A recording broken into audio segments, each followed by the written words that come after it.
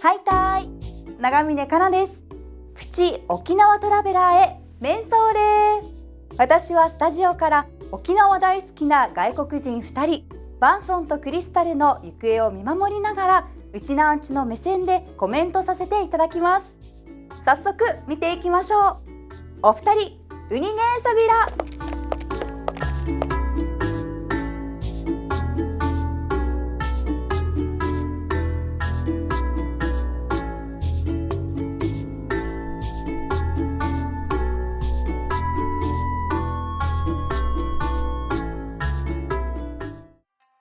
はいさ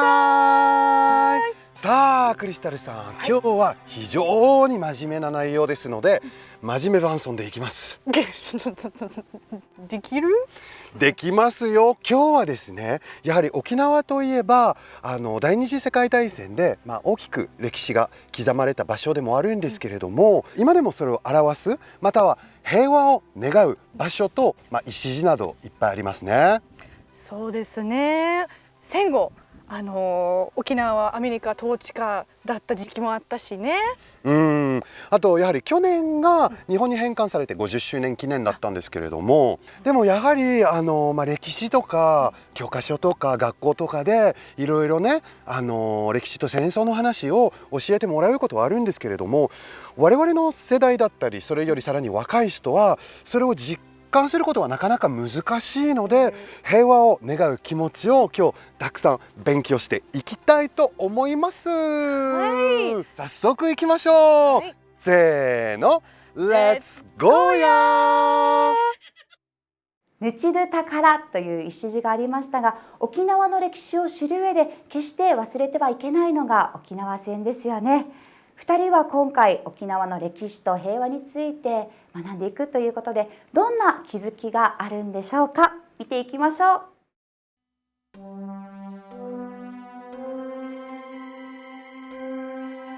まずは少し歴史を1941年に始まった太平洋戦争、1945年には終わったんですけれども、やはりもう日本軍、アメリカ軍だけではなく、民間人の方々もたくさん巻き込まれたんですね。Here in Okinawa took place for more than 3 months a fierce battle later named the Battle of Okinawa. Many locals, including children and the elderly, lost their lives during this battle. この沖縄戦によって亡くなった人は、沖縄の住民約9万4千人、で沖縄出身者も含む日本軍約9万4千人で、アメリカ軍では約1万2500人以上と言われてます。こちらではね、平和を願う、祈るいろんなエリアがあります。例えば沖縄戦の写真や遺品が展示されている、平和記念資料館、また戦没した方々の安らぎと平和を願う平和記念像。 The cornerstone of peace, where we are now, is a monument commemorating the Battle of Okinawa, where the names of over 240,000 people who lost their lives are engraved, and it stands for eternal peace in the world. アメリカとかバンソンのフランスとかでは、もう戦後にモニュメントを建てたら、自分の国の人たちの名前だけが書かれているほとんどですね。ですね。でもこちらではもう軍人、住民、もう国籍関係なく刻まれてますね。確かにね、フランスのモニュメントとかでもこの戦争で活躍した自分の国の軍人とかっていうのはあるんですけれども、こうやってね国籍関係なく、もう結局敵味方関係なく戦争で亡くなられた方ってみんなそういうね本当に悲しい運命を歩んだっていうことなので、それをもうここではね敵味方とかそういうのを忘れて同じ苦しみを味わった人間っていうことが現れてますね。平和を願う多くの方が毎年訪れていて、また慰霊の日には全戦没者追悼式も行われるんですが、沖縄戦は沖縄だけのものではなく、本当に悲惨な戦争があったんだよっていうのをすごく実感する礎でもありますよね。本当に平和の尊さを体感できる場所で、県民にとってもとても大切な場所となっています。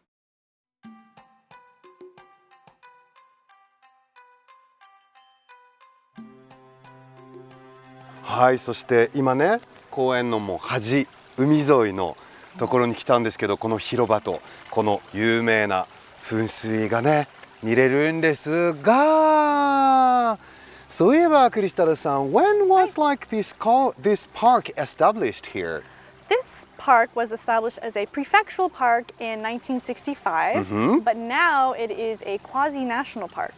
Yes, and the cornerstone of peace that we saw earlier, 平和の礎, was in fact like built there in 1995 to commemorate the 50th anniversary of the end of the war. That's right. 我々も今日こちらで平和をたくさん感じたと思うんですが、やはりねこの戦時中の方々のどれだけ大変な状況だったかっていうことをね勉強できるもう一つとてもね貴重な場所がありますので、ぜひね次はクリスタルさんをそこに連れて行きたいと思います。わあ、行ってみたいです。はい、ぜひもう少しね歴史と平和を勉強しに行きましょう。あ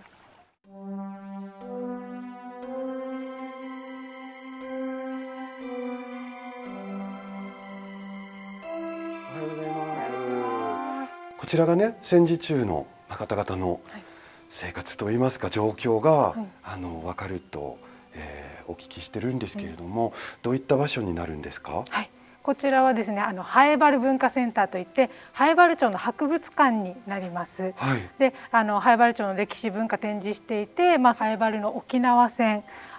町民がどのように戦争に巻き込まれていったかという展示も行っております。ハエバル文化センターの隣に小金森という森があって、そこの中に沖縄陸軍病院、陸軍の病院の壕がありました。負傷した兵士の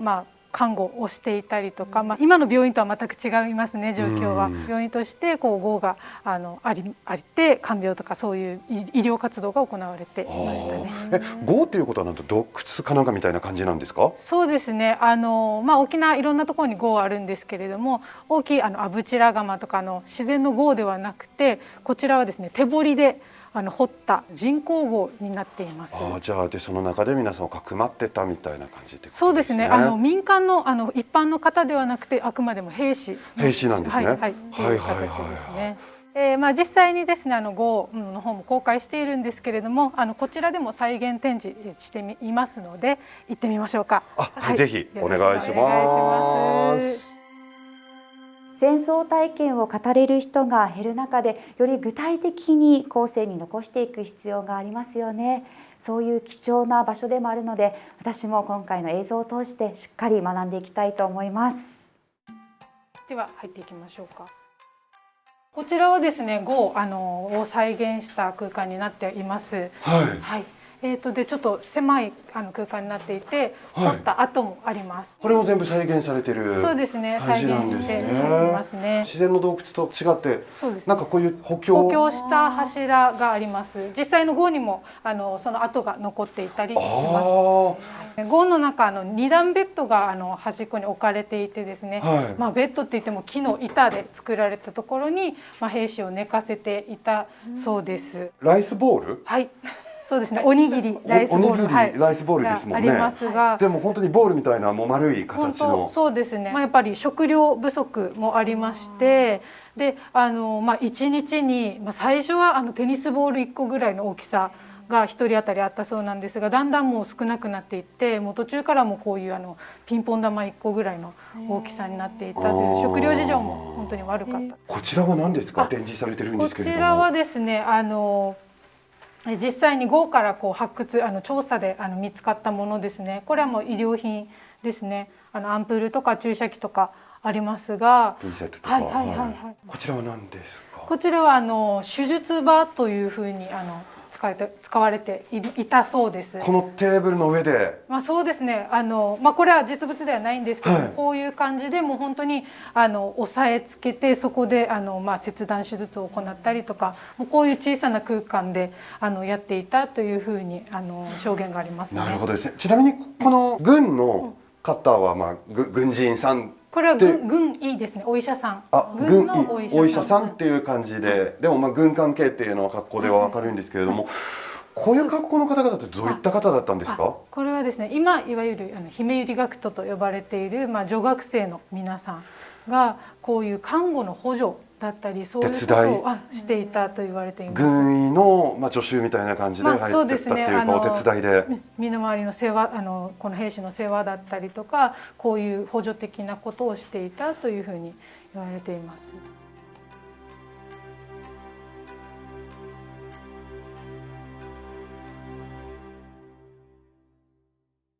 平和学習の場として活用されてきた自然洞窟や窯の劣化が進む中で閉鎖されるケースも出てきて、この戦争の記憶の継承が課題となっているので、こういった再現した場所っていうのはすごく貴重だなと改めて感じました。はい、では今までは陸軍病院号で、陸軍の兵士がどのように看病されていたかとかそういう状況を見ていただきました。で一方でですね、ハエバルの、一般の人ですねが、戦時中どういう状況だったっていうのを、ちょっとこちらで展示しております。はい、これどういった図になるんですか？そうですね、こちらハエバル村民の南部避難というふうにあるんですが、はいはいはい、みんな南の方に逃げたんですよね。そうなんですよ。実はこの矢印にもある通り、やっぱり米軍っていうのは中部からやってきます。読谷でしたかな、はいね、確かに、読谷から上陸して、でだんだんこう攻めてくるところで、ハエバルの人たちは最初はハエバル自分の住んでるところに隠れていたんですけれども、もう逃げないといけない、そういうことになります。そうなるともう南に逃げていくことになります。そこが先ほどね、我々がいた平和記念公園の地域につながるんですね。そうですね。ただですね、糸満の方にも郷っていうのはあるんですけれども、ハエバルの人は糸満に対する土地勘がない。どこにあるかわからない。郷がどこにあるかわからない。だからもう草木のそばとかどっかの塀の影とかそういうところに隠れるしかなかったというふうに言っています。でやっぱりそうなるともう犠牲者もそこですごく増えてしまって、向こうの方に展示があるんですけれども、ハエバル村出身者は4000人以上が実は亡くなっていますね。これはこの名前のリストを見るとやはり、平和記念公園でもね、その石地でもうたくさんの方の名前が書かれてるんですけれども、ハエバルだけでもこれだけの方々が亡くなられたって考えますと、どれだけ、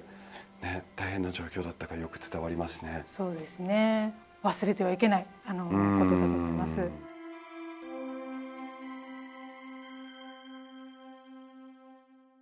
これまで戦時中の状況、兵士の看病、また一般の方々のお話も伺ったんですけれども、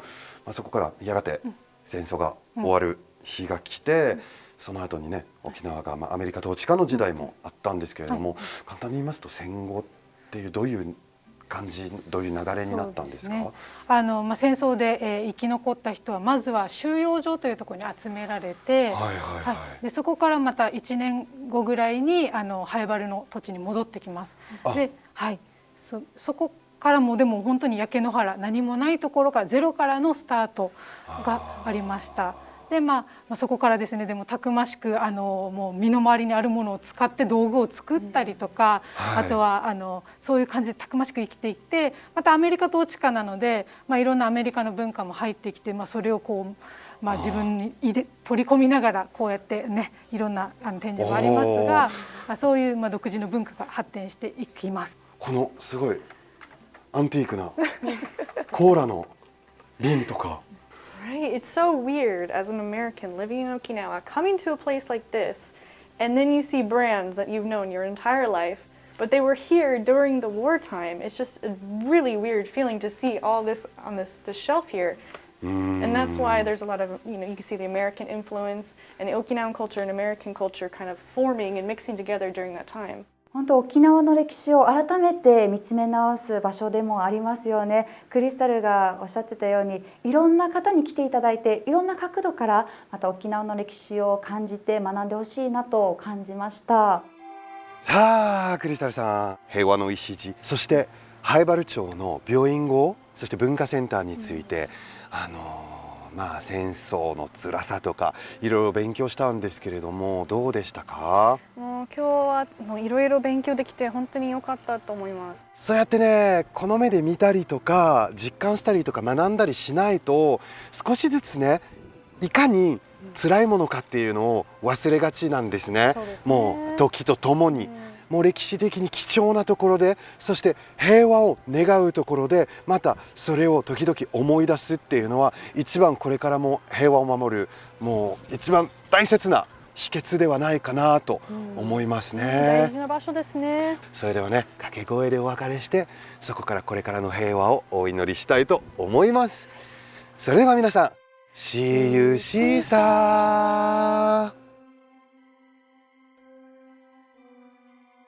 さあ今回は平和について学んだバンソンさんとクリスタルです。沖縄戦は遠い昔の遠い場所であった出来事ではなくて、本当に自分たちの身近で起きていたのかもしれないと、他人事ではなくて自分事として感じられる場所だなと改めて思いました。私も平和を願う心をこれからも伝えていきたいと強く感じました。お二人今回もありがとうございました。今日もお二人に沖縄の魅力をたくさん知っていただきました。うちなんちの私でも様々な発見がありましたよ。皆さんぜひチャンネル登録をよろしくうにげーさびら。うんじくみそうりよ。